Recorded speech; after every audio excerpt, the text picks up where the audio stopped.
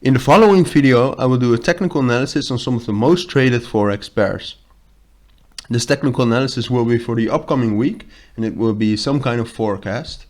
I will show you my analysis, but also some important buy and sell areas. And the pairs that I will be analyzing are the euro against the Australian dollar and against the New Zealand dollar, and the Great British Pound against the US dollar, the Australian dollar, New Zealand dollar, the Japanese yen, and the Canadian dollar.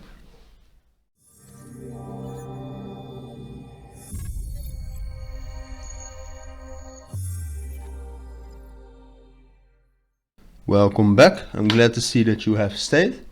This is the third weekly Forex forecast I will be doing, and if you've seen the other two, this might be not surprising, because we will start with the Forex economic calendar. Basically, I will look at some of the economic events for the upcoming week, which will be the week of the 13th of September up until the 17th of September. And I also, so we will take a look at all of the economic events. I've already taken a look at them, and I will explain to you which one I will be keeping an eye on, which one I think will be important. So Monday, nothing of importance, and then Tuesday is quite important. The business confidence I don't think is important, but the employment change and the unemployment rate are very important, so I will be wary when trading at the beginning of Tuesday. And we also have the inflation rate, which might be even more important, definitely for the US dollar, but the US dollar has a lot of correlation with some other currencies, so I will be keeping an eye on that. Then we have new home sales. I will be taking a look at that, but it's less important. Chinese, I don't care about that. Again, the inflation rate, very important. We'll be taking a look at that. Also of the Canadian dollar. Unemployment rate for the Australian dollar is important as well, but it will be for me in the night. So basically I will prevent me trading any Australian dollar pairs in the night of the Wednesday to Thursday, I think this is, yes. And then a lot of US dollar news as well. The initial jobless claims important, retail sales important as well. The employment change, ADP, is quite important as well. And then on Friday, lastly, we have the Michigan consumer sentiment, which most of the time I don't really look at these consumer sentiments and business sentiments, but this one I think is very important. It is widely regarded as the best indicator for consumer sentiment in the United States. And because it is the United States, this weighs a little bit more for me for the analysis. And retail sales important as well, so that's something I will be taking a look at as well. So those are all the economic events I will be monitoring basically. And now let's get on to the real technical analysis of the Forex pairs. So welcome back again to the real technical analysis of the Forex pairs. I've just done this analysis, and I have already figured out some, as I said earlier, some buy areas and sell areas. If you haven't watched my other analyses or my other weekly forecasts, I'll tell you very quickly how I analyze. I'm on the daily time frame. I do multiple Forex pairs, as I said earlier. I use trend lines. I use Fibonacci retracement. I use key levels. Key levels are basically price zones of support and resistance together. And I use 4 exponential moving averages with different periods. So gold is 200, silver is 100 periods then, red is 50 and blue is 28. And then I trade on the foundation of confluences, so where these indicators come together. And we'll start with the euro against Australian dollar. As you can see, there was an uptrend, but right now I think the price is consolidating more. And to play into that, I think this could be a good sell area. It is based on the break retest of this together with the 1.62 psychological key level and the 50 Fibonacci together with the top of that key level. I think that could work. It could work, for example, if it's gonna move sideways from here. This could be the upper bound of the sideways movement. Not quite sure, but I'll just take 30 pips first and then put my stop loss at break even and see where it goes. Then the euro against the New Zealand dollar. I think this price is moving quite strangely because it was in a downtrend, and right here you can see very clearly that it's in a small kind of downtrend because these EMAs are still under the 200 EMA, but it is more consolidating. And now you can actually see that price is moving down a little bit more, but I want to see it go down even more before I really place any predictions on the price of this Forex pair. So as for now, I'm hoping that it will go under 1.63, I think. I think that would be the best to get some clear picture of what's next. But for now, I mean, this would have been a nice trade, the break retest of this trend line. But as for now, I don't really have any setups for this pair. And we have the Great Britain pound against Australian dollar. I actually had a trade on this. It wasn't a very successful trade. Closed out at break even. It was based on the red box. I can show you right here. Was based on this. I took 30 pips. And then I got closed out at break even. Basically, I set 3 pendings of the same amount of money. Then when the first pending hits its take profit of 30 pips, I just move the other 2 stop losses to minus 15, and then it evens out.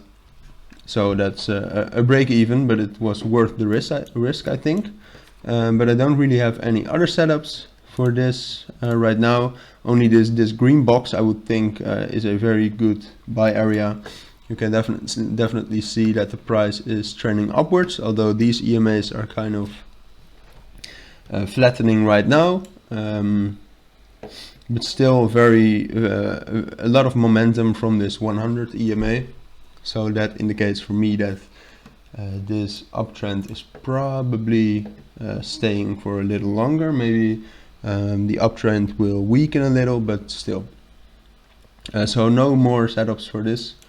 If I do find any, you can follow Cilinix FX Capital on Instagram, and occasionally I post some setups there as well and some updates. The same goes for the Great Britain pound against the Canadian dollar.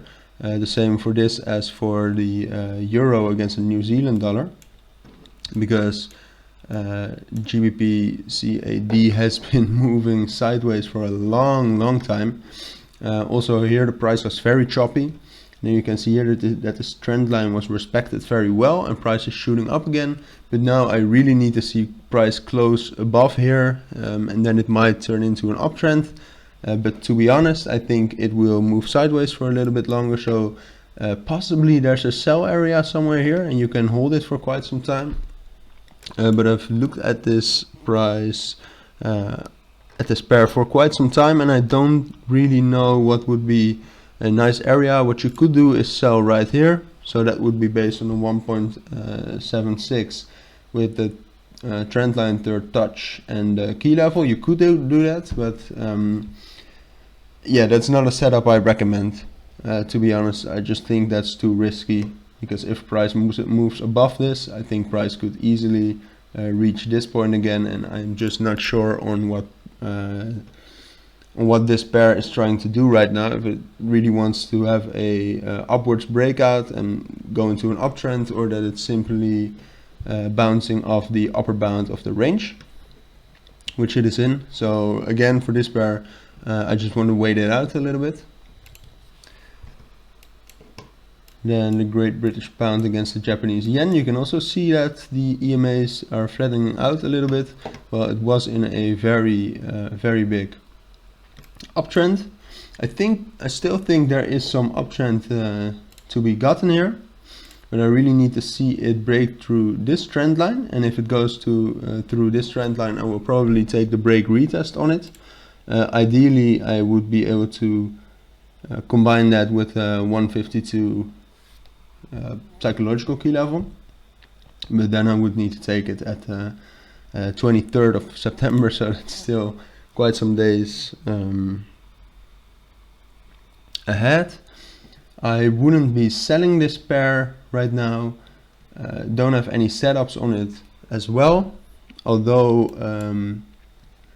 I don't think price will reach it, but I think a buy limit at around 149, yeah, around 149 would still work, which then would be based on the psychological key level, the 200 EMA, the key level, and the 38.2 Fibonacci level. And then the Great British Pound against the New Zealand dollar.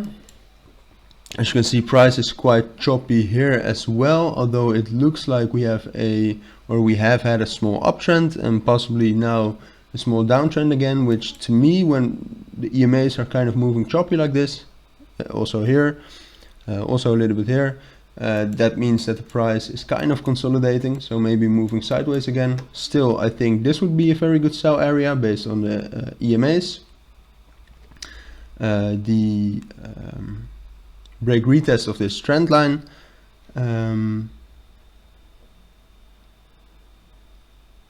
yeah, and the 50 Fibonacci level.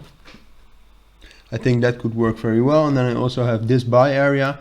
There are not a lot of confluences. We only have the 1.92 psychological key level and the key level because of this. But because the EMAs are this choppy, and that I think that the price will move sideways for a little bit, I think this possibly could be the lower bound of the range, and therefore it would be a several hundred pips trade. But again, as I said earlier, just take profit at 30 pips, put the stop losses of the other two pendings at minus 15, and then if the trade does go any other way, you are still out at break even. Then we also have the Great British Pound against the US dollar as the last pair, one of the most traded pairs. If you have followed our Instagram account, you saw that this was actually a little bit lower first. I think it was around here. Now I moved it a little. This is I think a very good buy level of the 1.37 excuse me, 1.37 psychological key level, the third touch of this trend line, and the 200 EMA. And if you want to take a look at our Instagram account, you can actually see that I had pendings just a little bit below here.